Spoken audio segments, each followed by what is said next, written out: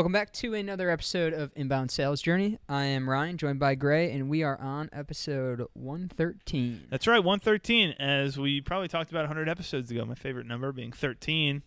I feel a special connection to this episode. I'm sure everyone remembers that. I would imagine, for those loyal listeners who've stayed with us for 2+ years, that probably meant something. And I'll probably get a couple notes here congratulating me on episode number 113. Not that I'm pleading and begging for them. On having a Most favorite people say number begging 13. and pleading. But hey, if they come, I won't block them. I won't send them to spam. I'll help your sender score. So if for no other reason, send me an email. Higher sender score. Just kidding. All right. Sorry to interrupt. Carry on. This episode is not about your sender score. It is, in fact, about your team and your clients/prospects. Dun, dun, dun. Team versus prospects. So here's the situation. We have gone through this ourselves. We've had a lot of agencies who have also told us that they've gone through this, so we felt like it would be good to address. And that is the issue of, really, I think, Gray, of disrespect. And that is, it comes up in whether it's sometimes it's during the sales process, which baffles me. Like we talked a little bit about aggressive prospects a few episodes before this, but didn't get too deep into it.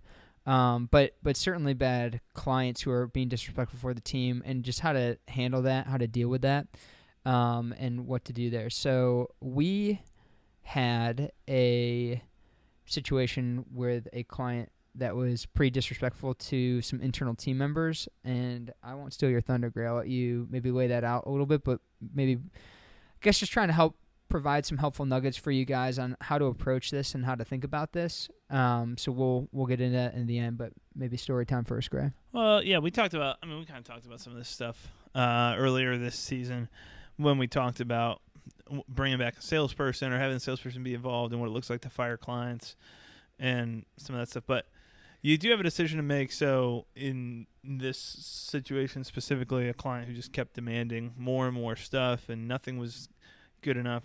Blog posts were getting sent back for all these revisions. And there were some things, this was pretty early on with us at Guava Box, where there were things that weren't covered in the contract, like how many revisions of a blog post do we do?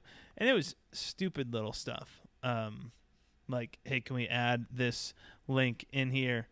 So I think, ultimately, this got really frustrating. Just took it and dealt with it for a little while, and then realized, listen, we have a choice to make here. We can either step up to the plate and say this is not the way that this is going to go down, and kind of go to bat for our team members and lay out some ground rules, and if those can be played by, then we'll keep doing business together. Or on the flip side, things could fall apart. And so if we make that choice, you're risking at that point a pretty substantial monthly retainer and a decent chunk of our recurring revenue. So you're putting some of the you're putting some business on the table if you do that and taking a risk. But the flip side is, are we going to say instead that our client matters more than our internal team members, and just keep letting them have to deal with this and be unhappy and be dissatisfied and risk turnover or low morale or things just kind of going to pieces, and building a culture where team members don't think that we have their back when things aren't going well? So, as you might have guessed, I think just by the way that I framed that, obviously the right decision is go to bat for your team members. Maybe that's not even obvious, actually. That, in hindsight, that seems obvious. The business succeeded and kept going and growing. But at the time, that was a risk, and that was a decision to be made that may have led, if we couldn't replace that revenue, to somebody needing to be let go or multiple team members needing to be let go. Obviously, pay cuts. There's consequences that come from that make those decisions a lot of times in the moment non-obvious. But the right decision, in my mind, what I'm going to advocate for is you got to stick up for your team internally. So I think most people would agree, yeah, you need to stick up for your team. I think that where this kind of breaks down, or where people have trouble with this, is what are the things when is the right time to stick up for your team? How do you stick up for your team? How do you set ground rules and convey this stuff proactively to clients about what's acceptable and what's not acceptable? So I've got some thoughts there, Ryan. Is there anything kind of to kick us off that you have in terms of what you've seen either go well or go poorly, or what you'd recommend in terms of protecting your team while also protecting clients and obviously the client base and revenue base? That's the lifeblood of your agency. I think that it's pretty easy to be blinded by money in a lot of ways and have that kind of be the thing that is most valuable to you and really make you hesitant. Where in a normal case, if someone was speaking to your team member that way and money wasn't an option, or it wasn't like the big thing weighing over you, it would be very obvious what the decision is, which is like, this is unacceptable and can't happen. But then you start to think as an owner or someone looking at profit and think, well, we'll just throw like random numbers out there, but okay, this is a $10,000 a month retainer and this person makes $5,000 a month.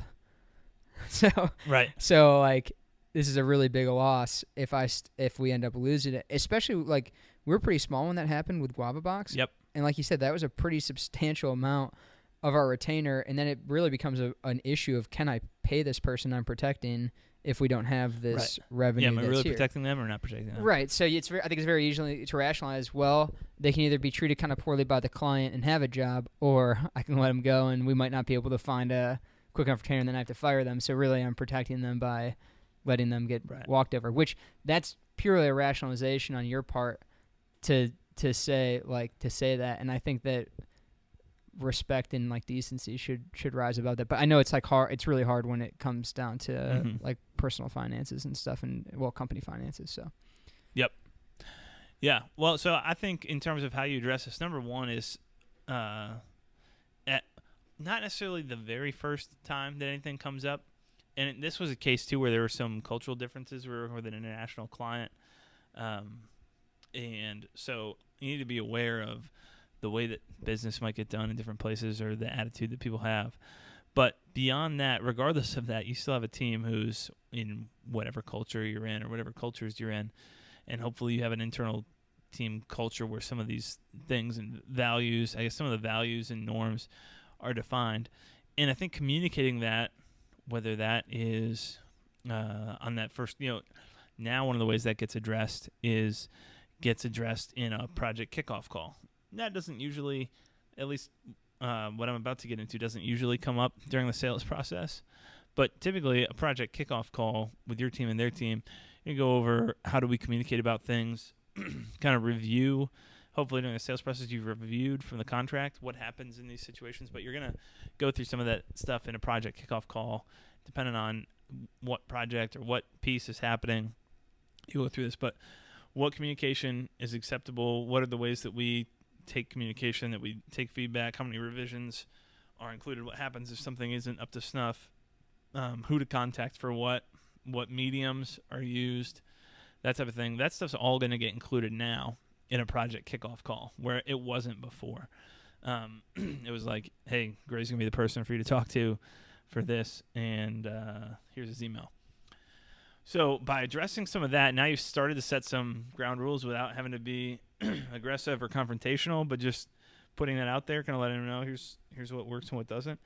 Not necessarily the first time. Sometimes the first time if it's egregious. If it's not egregious, then it might have just been cultural difference or just someone having a rough day and something minor comes up where they get a little bit upset, a little bit aggressive. That'll happen, especially in business, especially when people are under a time crunch on certain projects. That kind of stuff will happen. But either at that point or the second point, we'll try and make it a point not in the moment to approach that when somebody's emotions might be high, but approach that after the fact, whether with a phone call. Typically, the more direct, the better. But just say, hey, that here's what our team felt from that. Give the person the opportunity to explain what happened if needed. But basically just kind of a gentle reminder of, hey, that's not the way that we do things here. at our business. So I think the more that you do that along the way, typically that's going to take care of 90+% of issues that would come up where somebody might get a little bit out of line or just say something they didn't mean to say. You address it quickly, it gets resolved, and you move forward from there. In a case where that continues, having an escalation plan where I don't really want, as much as I love my team members to take ownership of everything, I don't really want someone who's an intern or isn't necessarily like a chief client strategist or account strategist or anything, making the call on when to blow things up and escalate things with a client. So I think just having an escalation plan of, hey, if this happens, keep me clued in. We're going to have consistent check-ins with the team members. And if any of this stuff happens, let me know. I'll call them up and I'll have that conversation. But I'm the person who's ultimately responsible as the agency owner. So let me be involved in making those decisions as much as possible. I think especially for a relatively small team, that works really well, and it allows you to get involved. And typically that's going to solve another subset of problems when an agency owner comes back and gets involved in the situation and tells the client what's going on. Typically that will signal to the client that this is also pretty serious. So having that plan, and then at the end of the day, the call in that situation was made, this is not going to work out. Some things to keep in mind. Tell the client completely honestly, be honest, be upfront with them, and let them know. Don't beat around the bush and say, well, we're not delivering the results we thought we could deliver, or you don't seem happy, so we think we should just call this quits. If you present it like that, you're certainly giving the client the opportunity to try and come up with a response to that about why things should keep going and whatever it was. And instead, you just want to say, this isn't working out for us for these reasons, and it's gone far enough now. We've given you these warnings or whatever. It's gone far enough now that at the end of this month, we're going to terminate the contract. This is your 30-day warning or whatever, and then we'll move on from here. So you want to go in firm once you've made that decision, and make sure you don't leave clients in a lurch.